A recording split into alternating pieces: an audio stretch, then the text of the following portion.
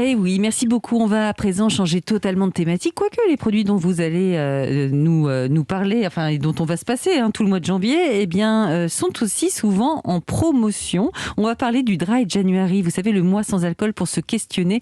C'est notre dossier santé du jour. Europe 1, 11h, 12h30. Julia Vignali et Mélanie Gomez. Voilà, c'est le moment d'accueillir notre invité santé du jour. C'est vous, professeur Amine Benyamina. Bonjour. Bonjour Mélanie. Vous êtes addictologue, chef de service à l'hôpital Paul Brousse à Villejuif. Vous êtes également président de la Fédération française d'addictologie et d'Addictaid. Alors, professeur, depuis 6 jours, le challenge a démarré. C'est le fameux Dry January. En français, janvier sec. En fait, c'est un peu comme mois sans tabac en novembre. Sauf que l'idée, là, c'est de plus boire d'alcool, de faire une pause. Je dis plus boire d'alcool parce que c'est pas l'idée, c'est pas d'en boire forcément plus jamais de sa vie. C'est quoi l'objectif alors de Dry January? Alors le défi de janvier, Dry January, janvier sec. Alors à la différence du mois sans tabac, qui est le mois de novembre, que vous connaissez bien Mélanie, c'est qu'il n'est pas soutenu par les pouvoirs publics. Et Julia, vous savez, elle a arrêté de fumer depuis 2 mois. Oui, je me suis servi du mois sans tabac. Bon, donc maintenant je vais arrêter de boire. C'est super. Donc il n'est pas soutenu par les autorités publiques, on reviendra. Oui. Et un petit mot d'historique, je vais être rapide. 2013, les Britanniques ont décidé d'un commun accord de faire le Dry January, c'est-à-dire après les excès du mois de décembre, on se dit bon, on va lever le pied sur l'alcool. Parce qu'il y a un gros problème d'alcool aussi de l'autre côté. Ils ont avancé eux, pas nous, comme les Russes. Et donc du coup, on a clairement mis en place quelque chose qui était d'abord et avant tout ludique. L'idée, ce n'est pas de faire des Britanniques en 2013 et encore moins les Français maintenant, des buveurs d'eau pendant le mois de janvier et les pousser vers l'abstinence tout le reste de l'année. C'est pas ça l'idée. L'idée, c'est de dire tiens, je vais arrêter de consommer parce que j'ai fait des excès, comme j'ai fait des excès surtout sur l'alcool le mois de janvier, et je vais voir comment je vais réagir. Est-ce que je vais en tirer? Est-ce qu'on en a tiré, puisque la question a été posée? C'est d'abord, on va alléger le porte-monnaie, on en parlait dans le sujet d'avant, on va alléger la balance, on perd du poids, on va mieux dormir, on va améliorer la tension artérielle, on va améliorer la couleur de la peau, on va améliorer un certain nombre de choses qui n'étaient pas prévues au départ. Et donc, du coup, c'est plutôt pas trop mal. C'est plutôt motivant. Alors, ça s'adresse à qui? Aux jeunes plutôt? Ou c'est pour tout le monde? Ou franchement, pour ceux qui ont vraiment un problème avec la boisson? Pour tout le monde. Pour tout le monde. Le défi de janvier, c'est une opération générale, conviviale, qui intéresse tous les Français, et j'ai envie de dire tous les Européens, parce que les Belges, 600 000, et chacun va faire son défi de janvier en fonction de ce qu'il est. Ça s'appelle la tournée minérale, non? Absolument, c'est en février. C'est ça, c'est pas le même mois. Absolument. Et quand, évidemment, si vous êtes un très gros consommateur, je vous déconseille de vous arrêter comme ça. Il y a des signes de sevrage, mais ça vous interpelle et vous allez vous dire tiens, je sors du déni, je crois que j'ai un vrai problème d'alcool. Et si je diminuais déjà, par exemple? Si je diminuais déjà. Voilà. Et puis c'est plus simple lorsque tout le monde le fait. Bien sûr. Parce que vous n'êtes pas stigmatisé si vous dites bon écoutez, moi j'ai un problème d'alcool, j'arrête. Et ceux qui consomment de temps en temps, ils vont arrêter, et certains vont se rendre compte, c'est le cas de beaucoup dans mon entourage en tout cas. Finalement, ce petit verre que je bois tous les soirs, c'est pas beaucoup, mais j'ai du mal à m'en passer. Finalement, tranquillement. Alors rappelez-nous, professeur Benyamina, quel est l'impact de l'alcool sur notre santé de façon générale? Parce que c'est vrai qu'on a tendance à trop banaliser tout ça. Tout le monde souhaite arrêter de fumer, on sait pourquoi. Sur l'alcool, c'est pas encore hyper clair. On a l'impression que l'alcool, en France, c'est un cas particulier. Alors je vais un peu casser le moral. L'alcool, on n'est pas obligé d'en boire. Donc le gros problème dans les pays européens, et en France en particulier, c'est qu'on est des champions de l'alcool, et il est partout. Bon, c'est pas plus mal, mais bon, ça fait du mal. Voilà. Donc, l'alcool, c'est 42 000 morts directement liés à l'alcool tous les ans, avec une soixantaine de maladies, dont les 2 grosses maladies, c'est la sphère cardiovasculaire et les cancers, directement liés à l'alcool. C'est quand même une première, c'est la première cause évitable de mort. C'est-à-dire, on n'est pas obligé de consommer de l'alcool, on est obligé de manger, et parfois on mange mal, et on peut avoir un cancer parce qu'on mange mal. Et il suffit d'arrêter. Ce qu'on appelle des causes évitables. C'est un cas de violence sur 3, notamment les violences aux femmes, les violences conjugales, dont on parle là maintenant. C'est un enfant qui naît mal formé sur 8. Oui. Donc on a beaucoup de bonnes raisons de se poser des questions. Sur 3. C'est quand même le mois de janvier, il est soft, il est cool, il est tranquille, mais ça nous permet de voir un peu où on en est. Est-ce que le risque est le même, peu importe l'alcool? C'est pas la même chose, j'imagine, entre une petite bière et un verre de whisky aussi? Alors c'est pareil. C'est pareil. la même chose, et c'est très bien de poser cette question, Julia. ça. Ce qui compte, ce n'est pas la robe, mais c'est le contenu. Ouais. Ou c'est sous la robe, en gros. C'est-à-dire la teneur en alcool. Ce qui est important, c'est la teneur en alcool. Moi, j'ai des patients qui ont été transplantés du foie parce qu'ils ont eu des cirrhoses et ensuite des problèmes, qui étaient des consommateurs de cidre, mais ils consommaient des litres de cidre. De cidre, ah oui. Oui, du cidre, c'était de l'alcool. Vous savez, le titrage en alcool. C'est qu'on a l'impression que le cidre, le boulet de cidre avec les crêpes, J'ai c'est appris rien que du le tout, cidre mais c'est était vrai. responsable des cirrhoses du foie quand j'ai travaillé avec un centre de transplantation du foie chez des patients qui venaient. Donc moi j'ai des patients, et ça c'est vraiment c'est dépensif, il faut le dire à vos auditeurs, je le dis. Et ils vous disent, écoutez docteur, moi je ne prends pas de whisky, je ne prends pas des alcools forts, je prends du champagne. Non, Ça le non plus, ça champagne, marche pas, c'est de ouais. l'alcool. D'accord. On dirait moi. Voilà. Est-ce qu'on sait si- Je ne prends que du vin blanc, c'est de l'alcool. Professeur Benhamina, est-ce qu'on sait si depuis 2 ans, notamment à cause des confinements, de la crise sanitaire, est-ce que les comportements des Français vis-à-vis de l'alcool ont changé ? Oui, ils ont changé. Alors moi ils ont changé. On a fait avec Addiction France, l'association, donc la grande association française, on a fait un sondage qui montrait que pendant le premier confinement, les consommateurs réguliers ont majoré leur consommation. Toutes les consommations, alcool, tabac, cannabis, drogue, benzodiazépine. Ça peut s'expliquer par, c'est pas le but de le rapporter, mais le moral n'est pas très bon. On s'ennuie à la maison, on a fait des ouais. apéros Zoom, bon, ça explique. Ça détend ? Voilà. Deuxième élément, pendant cette période, on a surconsommé de l'alcool parce qu'on a laissé, et tant mieux, l'achat de l'alcool libre, rappelez-vous. Et c'était à notre demande parce qu'on s'est dit, si on ferme tout, on va avoir un embouteillement, des dépressions et des sevrages sauvages dans les maisons puisqu'on était confinés. Donc il y a un vrai lien entre la société dans laquelle on vit, les accidents de la vie en commun, notamment par exemple une pandémie, et la consommation des drogues, l'alcool en premier chef, et les problématiques psychiatriques et psychologiques. Professeur Benhamina, on va se retrouver dans un très court instant. On n'en a pas fini avec vous. On va vous demander justement quelques conseils pour le réussir, ce Dry January. Car même quand on n'a pas de conduite problématique avec l'alcool, il y a souvent les verres qu'on boit pour le plaisir et puis ceux qu'on n'arrive juste pas à refuser socialement. Donc on a besoin de vous pour comprendre tout ça et arriver à dépister l'addiction quand elle pointe son nez. On y revient dans quelques minutes, alors restez avec nous sur Europe 1. Bien fait pour vous sur Europe 11h30 sur Europe 1. Bien fait pour vous. Julia Vignali et Mélanie Gomez. Vous êtes sur Europe 1 et c'est bien fait pour vous, en direct jusqu'à 12h30. C'est votre émission Bien-être tous les matins. Et là, tout de suite, nous sommes en plein dans notre dossier santé du jour, en plein éclairage sur cette opération, le Dry January. Un mois de janvier sec sans alcool. On fait le point avec vous, professeur Benhamina. Je rappelle que vous êtes addictologue, chef de service à l'hôpital Paul Brousse à Villejuif et président de la Fédération française d'addictologie et d'Addictaid.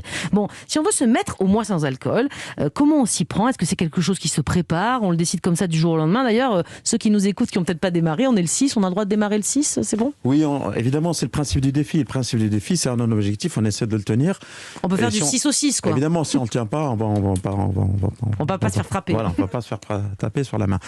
Non, il faut le préparer dans sa tête, parce que comme on a fait des excès quasi prescrit depuis le 1er, voire le 1er décembre. Et donc on se dit, bon, à partir du 1er, vraiment, on se laisse pas surprendre par la dynamique dans laquelle on veut se mettre. On se prépare vraiment. Alors, la meilleure façon de se préparer, c'est de vider les bouteilles à la maison. Ça n'y a plus rien. Faut pas laisser quand même les le vider 31, dans l'évier. je veux dire, dans l'évier. Oui, merci. Voilà, ça se vide la veille ailleurs, mais ensuite ce qui reste, ou bien les donner. Vous avez commencé le 2 janvier, vous. Non, c'est moi. Non, c'est vous, non. Mélanie. C'est moi. Amine, c'est le premier, évidemment. Vous avez commencé le 1er. Ah, Bravo, ouais, complètement, oui. Et vous, Julia, vous n'avez pas commencé encore. Moi, je le fais pas. Mais moi, je bois peu avec mes horaires. Oui, Vous êtes concerné. mais il faut Vous savez quand même. pourquoi C'est bien. Parce que lorsque on boit peu, on a l'impression qu'on est capable de se passer du peu.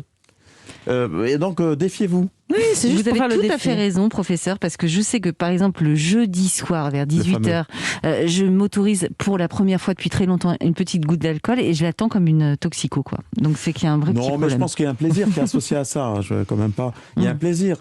C'est très important. On a le droit de maintenir- garder le plaisir, quand même. Évidemment, il faut Évidemment. maintenir le plaisir. Attention, on passe pour des ayatollahs de l'abstinence, c'est faux. Vous savez que les addictologues en France ne sont pas ça. C'est le lobby qui le dit. C'est pas nous. Donc, le plus important, c'est d'avoir un équilibre sur sa manière de gérer sa consommation. Le plus important, c'est de ne pas se laisser échapper, de ne pas se laisser, de ne pas perdre sa liberté. Ça, Alors c'est un extrêmement défi, il faut le important. prendre comme un jeu, Voilà. un jeu qui donne l'occasion Et de il y a des outils pour ça. réfléchir. Il y a plein Mais par d'outils. contre, je pense que quelque chose qui peut être utile, c'est quand même de prévenir ses proches et son entourage. Complètement. Parce que là, Tout à fait. on risque d'avoir quelques bananes sous le pied. C'est sinon. pour ça que vous êtes très important, la média, et Europe 1. Mais c'est vrai qu'il faut dire qu'en France, on n'est pas vraiment aidé. On a beaucoup de sollicitations, des pots de départ, enfin là, un petit peu moins en ce moment à cause du Covid, mais quand même, des fêtes en famille. C'est presque culturel, l'alcool. Est-ce que le plus simple, c'est pas de se dire, bon, en janvier, zéro vie sociale, je reste chez moi et je bois des sodas. Il est triste, le dry Mais non, January. il ne faut pas le faire comme ça, parce que ce qu'on est en train de dire et de répéter, c'est qu'il est possible d'avoir une relation sociale conviviale, sympathique, et en retirant l'alcool, gentiment. Parce que si on associe la non-consommation d'alcool à de la sinistrose, on n'y arrive plus. C'est pas possible. C'est comme ça que la prévention ne marche pas. Et c'est comme ça qu'on est régulièrement disqualifié en tant que praticien. Ça ne marche pas. Okay. Il y a moyen de faire. Il y a une période, il y a une période de chevauchement, une période de crise. Ensuite, on peut faire. Bon, allez, moi j'ai besoin de vos conseils pratiques. Je suis sûre que vous avez des astuces très simples à nous conseiller. Si durant ce mois de janvier, on se retrouve quand même dans des situations où il va falloir expliquer aux gens, non, là je bois pas, je vais rester à l'eau, je vais prendre un jus de fruits. Franchement, parfois en France, on peut nous prendre pour, on se dit, ah là là, elle a un problème avec l'alcool, ou alors elle a un problème avec l'alcool, elle m'en avait pas parlé, ou elle est enceinte. Comment on peut expliquer ça? Alors pendant le mois de janvier, ce qui est sympa et facile, c'est que tout le monde le fait et qu'on en parle. Donc vous dites, je fais le dry January, je fais le défi. Ils vont pas trop insister. En revanche, si vous le faites en février, mars, avril, vous allez vous rendre compte de la pression sociale en France. Moi, on me demande tout le mois de janvier si je suis enceinte, effectivement, quand je refuse les verres. De la part de ceux qui sont capables. Que je suis grosse. Absolument.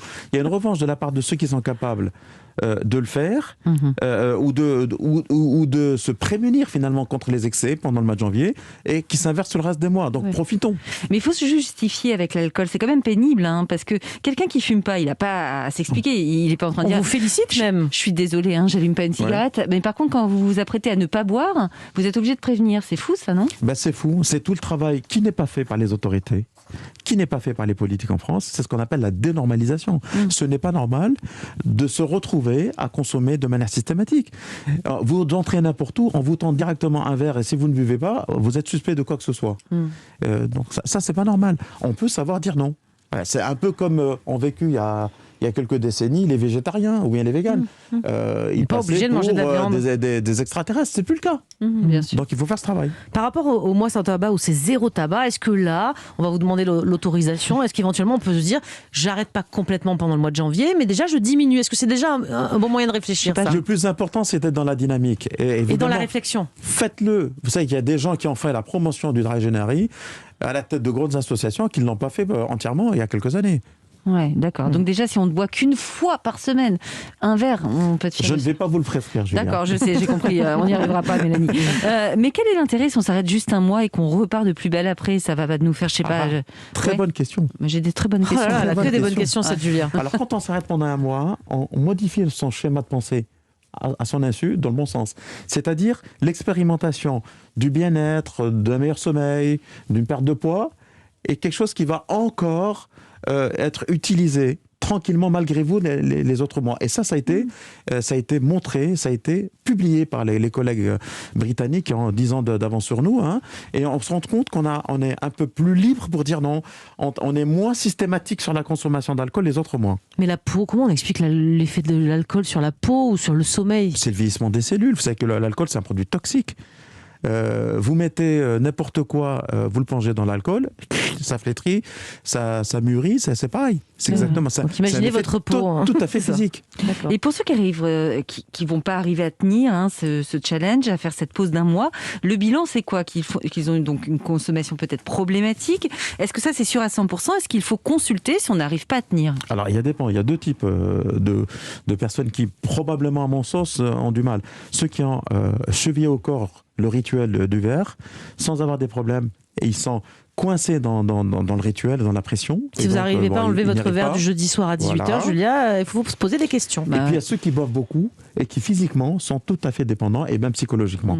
Ceux-là doivent évidemment consulter. Les deuxièmes, je pense qu'après ce mois... C'est quoi boire beaucoup? Boire beaucoup, c'est lorsqu'on n'est plus capable de s'arrêter de boire, lorsqu'on commence à boire. Ce n'est pas boire tous les jours. C'est lorsque on consomme, il y a une perte de contrôle. J'allais vous dire boire tous les jours, mais il y a des personnes qui, par exemple, ne boivent pas la semaine et prennent des bitures le week-end. Et ça, c'est quoi? Lorsqu'on perd le contrôle et lorsqu'on a des bitures avec des dommages qui s'installent, en aigu, on doit se poser la question sur son rapport à l'alcool. Alors, quel est l'impact d'un arrêt de consommation d'alcool durant un mois? Qu'est-ce qu'on va trouver dans notre corps au bout d'un mois? Qu'est-ce qui va se faire? Parce qu'au bout d'un mois, je vais perdre Je quoi? pense Deux- qu'on retrouvera peut perdre tout, des du kilos, foie, vraiment du cœur, on retrouvera tout. D'accord. Non, mais sur le sommeil, déjà, c'est Le sûr. sommeil, On va il mieux dormir. s'améliore, c'est Ouais. évident, c'est un critère qui est rapporté tout le temps. Une perte de poids, c'est évident. Vous savez qu'un verre d'alcool est plus gras que n'importe quelle sucrerie. Quel gâteau, c'est Vous fera vraiment plus très gras. grossir. Ouais. Chez les hommes aussi, vous savez que la bedaine, en vérité, c'est pas que la bière. C'est une topographie d'installation du gras dans le ventre. Alors, je dis ça aux hommes qui souhaitent perdre et qui n'y arrivent pas. Donc, L'alcool, c'est effectivement vraiment, très c'est très sucré. gras, c'est très Ouais. sucré. Bon. Et pour Je y le répète. arriver, est-ce que vous avez des conseils pratiques? Parce qu'on sait que l'un des leviers d'efficacité du mois sans tabac, notamment, c'est l'aspect collectif de la chose. Évidemment. De se mettre en groupe, d'être sur les réseaux sociaux. Ça existe, ça, pour Ça le Dry existe. January? Ça existe. Vous allez sur le site, vous Voilà. avez dit tout à l'heure, Mélanie, addicted.fr. Vous êtes sur Try Dry, c'est une application dans laquelle vous vous inscrivez. Il y a des forums, il y a des conseils. Et on a, C'est assez ludique, en fait. Moi, je tout à fait l'avais ludique. téléchargé l'année On dernière. a ouais. sur Twitter et sur On voit les sites. économies aussi. Complètement. On a à les collines, vous savez, ce sont avec des illustrationnistes, comment on dit, Illustratrices, ouais. illustratrices, voilà, j'allais dire illusionnistes, c'est un éphéméride, donc c'est un peu de calendrier de l'Avent, et qui tous les jours nous donne des conseils et mettent en communauté un certain nombre, tout le monde finalement. Donc cette année, par rapport aux autres années, on a même les villes qui se sont associées. Ah. La ville de Paris, par exemple, Grenoble. Mais et qui pas se les sont- pouvoirs publics. Alors, on a quelques Eh villes, oui. mais comment on explique ça? Pourquoi les pouvoirs publics ne savez suivent pas alors que le qu'aujourd'hui- mois sans tabac, il y en a partout? Ouais, c'est que désormais. quand même, l'industrie et le lobby de l'alcool et viticole en France est très puissant. Au départ, lorsqu'on avait souhaité impliquer Santé publique France et les pouvoirs publics, la filière viticole a quand même reçu le président de la République et il a annoncé que il faut pas emmerder les Français. Il a dû être bien reçu. déjà. Voilà. Donc finalement, il n'y a pas eu de soutien de la part des pouvoirs mince. publics. Alors, Ils sont en train ils ont fait un contre-feu parce qu'aujourd'hui, le président de la République reçoit le prix de la revue des vins de France, vous voyez, en plein défi de janvier, c'est pas mal. effectivement, on a aussi de plus en plus de boissons sans alcool, des vins ou des bières sans alcool. C'est une bonne solution si on veut rester festif et justement ne pas rester à l'eau ou au soda, selon vous? Alors, il faut éviter le soda parce que je pense que le gros piège, c'est de passer dans le sucré. Ouais. Donc, il faut aller vers quelque chose de très sympa. Faire des jus, faire des mélanges, un peu les mélanges détox. Il y a plein de recettes qu'on propose sur les sites.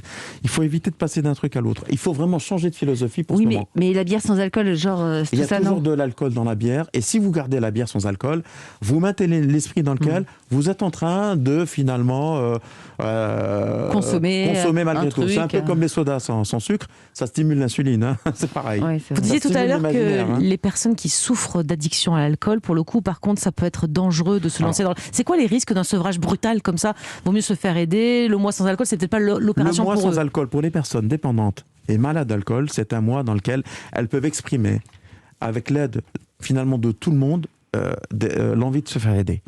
Elles peuvent exprimer leurs difficultés sans se sentir stigmatisées. C'est pour ça que tout à l'heure, lorsque Julia m'a posé la question, j'ai dit mais ça concerne tout le monde.